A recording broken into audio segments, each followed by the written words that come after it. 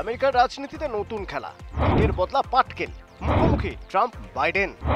আমেরিকার পাওয়ার পলিটিক্সে ক্ষমতার আস্ফালন। বাইডেনের 2021-এর পাল্টা ট্রাম্পের 2025। প্রাক্তন প্রেসিডেন্ট জো বাইডেনের গোপন নিরাপত্তা ছাড়পত্র তুলে দেওয়ার নির্দেশ ট্রাম্পের। 2021 সালে ক্ষমতায় আসেন বাইডেন। ক্ষমতায় এসেই হেরে যাওয়া ট্রাম্পের নিরাপত্তা ছাড়পত্র প্রত্যাহার করেছিলেন। রাগ পুষে রেখেছিলেন ট্রাম্পও। 4 বছর পর ক্ষমতায় ফিরে স্বমহিমায় ট্রাম্প। শপথ গ্রহণের পর থেকেই একের পর এক সিদ্ধান্ত আলোড়ন ফেলেছে বিশ্ব মানচিত্রে। ব্যতিক্রম হলো না বাইডেনের ক্ষেত্রেও। এক্স হ্যান্ডেলে বাইডেনের নিরাপত্তার দায়িত্ব তুলে নিয়ে শান্ত থাকেননি ট্রাম্প।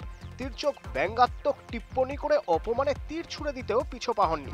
বাইডেন 2021 সালে ক্ষমতায় আসার পর ট্রাম্পের নিরাপত্তা ছাড়পত্র তুলে নিয়েছিলেন।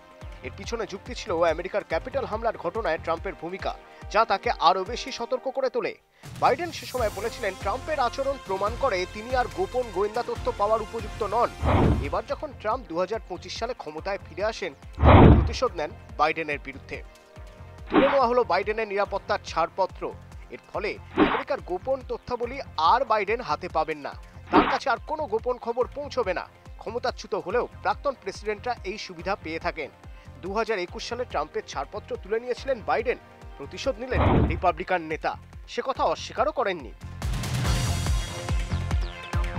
ট্রাম্প সরাসরি তার সোশ্যাল মিডিয়া প্ল্যাটফর্মে লিখে জানান, বাইডেনের গোপন তথ্য পাওয়ার আর কোনো প্রয়োজন নেই। আমরা তার এই সংক্রান্ত নিরাপত্তা ছাড়পত্র প্রত্যাহার করছি।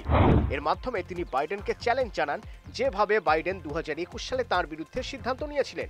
ট্রাম্প আরও জানান, রিপোর্টে দেখা গিয়েছে বাইডেনের স্মৃতিশক্তি বেশ কম। গোপন তথ্য নিয়ে তাকে ভরসা করা যায় না।